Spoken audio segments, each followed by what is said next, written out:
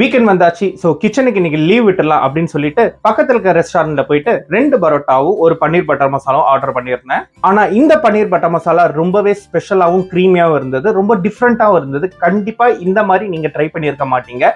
வாங்க எப்படி பண்ணலான்றத பார்க்கலாம். வணக்கம் and welcome to easy Tamil cooking.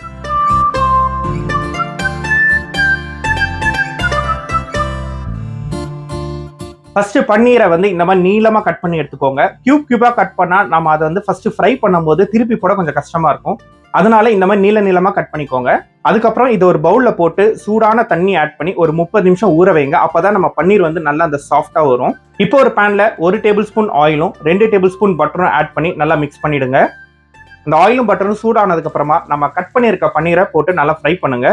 So நான் ஏற்கனவே சொன்ன மாதிரி நம்ம நீளமா வெட்டினால ஸோ நம்ம திருப்பி போட ரொம்ப ஈஸியா இருக்கும்.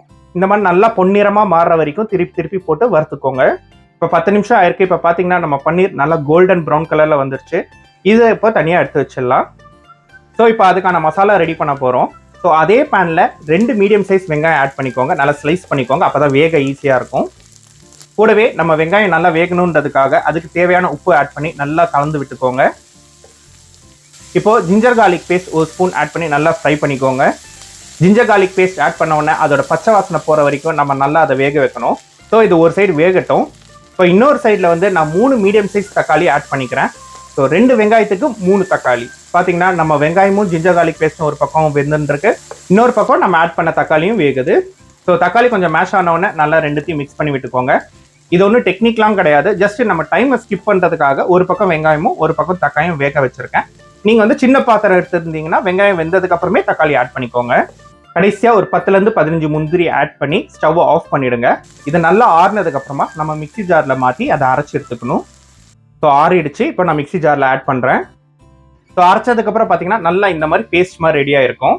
இப்போ நம்ம ஃப்ரை பண்ண பன்னீர் பார்த்தீங்கன்னா சூடு ஆறி இருக்கும். இப்போ இதை வந்து கியூபாக கட் பண்ணி எடுத்துக்கலாம்.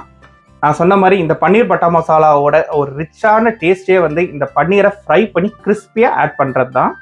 நம்ம பன்னீர் ரெடி ஆயிடுச்சு. இதை தனியாக எடுத்து வச்சிடலாம். ஸோ இப்போ நம்ம பேனில் வந்து 2 டேபிள் ஸ்பூன் பட்டரை ஆட் பண்ணிக்கோங்க. கூடவே கொஞ்சம் எண்ணெயை ஆட் பண்ணி நல்லா மிக்ஸ் பண்ணிக்கோங்க. ஸோ இப்போ எண்ணெயும் பட்டரும் சூடானதுக்கு அப்புறமா நம்ம அரைச்சி வச்சிருக்க அந்த பேஸ்ட்டை ஆட் பண்ணிக்கோங்க. ஸோ நான் ஒரு 1/2 கப் தண்ணி மிக்சி ஜாரில் ஆட் பண்ணி அந்த பேஸ்ட்டும் வேஸ்ட் ஆகாமல் இருக்கிறதுக்காக தண்ணி ஆட் பண்ணிக்கிறேன். நீங்கள் வந்து தண்ணி ஆட் பண்ணதுக்கு அப்புறமா கொஞ்சம் திக்காக இருந்தால் இன்னும் கூட கொஞ்சம் தண்ணி ஆட் பண்ணிக்கலாம். இதை நல்லா கலந்து விட்டு கொஞ்சம் கொதி வரட்டும். இப்படி கொதி வந்ததுக்கு அப்புறமா நம்ம இப்போ மசாலா ஆட் பண்ணிக்கலாம். ஸோ ஃபர்ஸ்ட் பார்த்தீங்கன்னா 2 டேபிள் ஸ்பூன் காஷ்மீரி சில்லி, ஏன்னா அப்போதான் பன்னீர் பட்டர் மசாலாவோட அந்த கலர் வந்து நல்லா எடுத்து கொடுக்கும். 1/4 டீஸ்பூன் மஞ்சத்தூள், மல்லித்தூள் 3 table spoon, garam masala 1 table spoon, கடைசியாக 1 டேபிள் ஸ்பூன் உப்பு ஆட் பண்ணி நம்ம மசாலாவில் இதை நல்லா மிக்ஸ் பண்ணி எடுத்துக்கோங்க. ஸோ இப்போ நல்லா மிக்ஸ் பண்ணதுக்கப்புறமா இதை மூடி போட்டு ஸ்லோவில் ஒரு 5 மினிட்ஸ் வேக விடுங்க. இப்போ 5 மினிட்ஸ் கழிச்சு பார்த்தீங்கன்னா நம்ம மசாலாலாம் நல்லா அந்த பேஸ்ட்டில் பிளெண்ட் ஆகி சூப்பராக ரெடியாக இருக்கும். ஸோ பன்னீர் பட்டர் மசாலா நல்லா ஸ்வீட்டாகவும் இருக்கும், க்ரீமியாகவும் இருக்கும். ஸோ அதனால 2 டேபிள் ஸ்பூன் சுகர் ஆட் பண்ணிக்கோங்க. கூடவே ஒரு 4 tablespoon double cream add பண்ணிக்கலாம். ஸோ டபுள் க்ரீம் எல்லா கடையிலுமே கிடைக்கும். ஸோ அதனால அதுக்கான எந்த ஆல்டர்னேட்டிவ் ஆப்ஷனும் நான் சொல்ல போகிறது இல்லை. இப்போ நம்ம ஃப்ரை பண்ணி கட் பண்ணி வச்சிருக்க அந்த கியூபான பன்னீரை ஆட் பண்ணிக்கலாம். நம்ம பன்னீரில் வந்து நம்ம ரெடி பண்ணியிருக்க அந்த மசாலா வந்து நல்லா கோட் ஆகணுன்றதுக்காக ஒரு 5 மினிட்ஸ் மூடி போட்டு வைங்க. இப்போ 5 மினிட்ஸ் ஆயிடுச்சு. இப்போ பார்த்தீங்கன்னா நம்ம பன்னீரில் வந்து அந்த மசாலா வந்து நல்லா ஊறி அந்த பன்னீர் பட்டர் மசாலா ஃப்ளேவர் சூப்பராக ரெடி ஆயிடுச்சு. கடைசியாக நம்ம மனம் மாறாமல் இருக்கிறதுக்காக கொத்தமல்லி ஆட் பண்ணிக்கோங்க. கூடவே கொஞ்சம் கஸ்தூரி மேத்தி. இது ரெண்டையும் மிக்ஸ் பண்ணி ஆட் பண்ணிட்டீங்கன்னா நான் சொன்ன அந்த ஸ்பெஷலான பன்னீர் பட்டர் மசாலா சூப்பராக ரெடி ஆகிடும்.